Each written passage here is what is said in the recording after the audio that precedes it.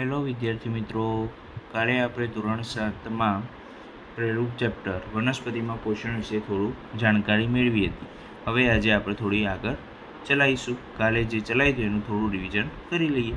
તો જો કાલે આપણે સમજ્યા હતા કે વનસ્પતિ પોતાનું પોષણ કેવી રીતે મેળવવા તેના 5 ઘટકો હતા: કાર્બોદિત, પ્રોટીન, ચરબી, વિટામિન, ખનિજ તત્વો એ બધા, બરાબર. પછી સજીવો, 2 પ્રકારના સજીવો આવું, બરાબર. એક સ્વાવલંબી પોષણ ધરાવતા સજીવો અને પરાવલંબી ધરાવતા સજીવો. તો જો સ્વાવલંબી કોને કહેવાતું હતું? તો જે સજીવો પોતાનો ખોરાક જાતે બનાવે તેને શું કહેવાય? સ્વાવલંબી પોષણ. અને પરાવલંબી તો જે સજીવો વનસ્પતિ ઉપર આધાર રાખતા હોય અથવા તો વનસ્પતિ દ્વારા તૈયાર થયેલો ખોરાક મેળવે તો તેને શું કહેવાતું હતું? પરાવલંબી પોષણ તરીકે ઓળખતા હતા. હવે આપણે આગળ જોઈશું. હવે આપણો પ્રશ્ન ઉદ્ભવે છે કે વનસ્પતિમાં ખોરાક બનાવવા માટેનું કારખાનું ક્યાં હોય છે? તો વનસ્પતિ ખોરાક, વનસ્પતિમાં કેટલાય ભાગો આવે: મૂળ, પ્રકાંડ, ફળ, ડાળી, પાન, પર્ણ, દરેક. તો એ બધામાંથી ખોરાક બનવાનું કારખાનું ક્યાં આવેલું છે? તો જે વનસ્પતિમાં ખોરાક બનાવવા માટેનું કારખાનું ક્યાં છે? તો ખોરાક બનવાનું કારખાનું છે પર્ણ. તો વનસ્પતિ પોતાનો ખોરાક શેમાં બનાવે છે? પર્ણમાં બનાવે છે.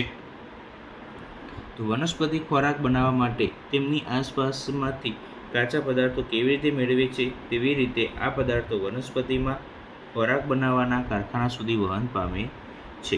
તો હવે આપણે આગળ જોઈશું 1.2માં પ્રકાશ સંશ્લેષણ વનસ્પતિમાં ખોરાક બનાવવાની પ્રક્રિયા.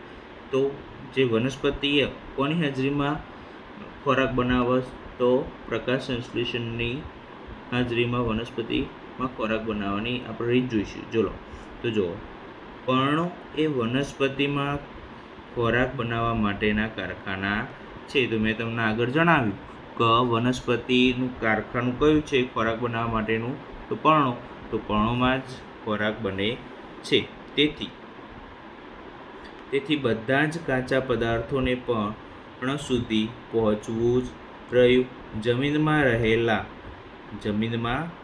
રહેલા પાણી અને ખનિજ તત્વોનું મૂળ દ્વારા શોષણ થાય છે અને તેનું શું થાય છે? પરિવહન ક્યાં સુધી થાય છે? તો પર્ણ સુધી થાય છે. જે પણ જમીનમાં રહેલા હોય ખનિજ તત્વો, પાણી, એ બધું શેના મૂળ દ્વારા શોષણ પામી ક્યાં સુધી પરિવહન પામે છે? તો પર્ણ સુધી પરિવહન પામે છે.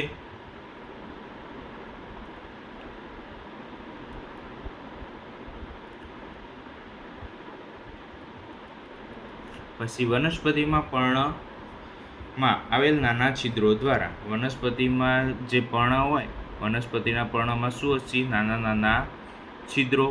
તો એ નાના છિદ્રો દ્વારા વાતાવરણમાંનો કયો વાયુ? તો કાર્બન ડાયોક્સાઇડ વાયુ લે છે. મેં તમને કાલે જણાવ્યું હતું કે જેમ આપણે મનુષ્ય ઓક્સિજન લઈએ છીએ એ જ રીતે વનસ્પતિ કયો વાયુ લે છે? કાર્બન ડાયોક્સાઇડ લે છે અને ઓક્સિજન વાયુ મુક્ત કરે છે. આ છિદ્રો રક્ષક કોષો દ્વારા આવૃત હોય છે.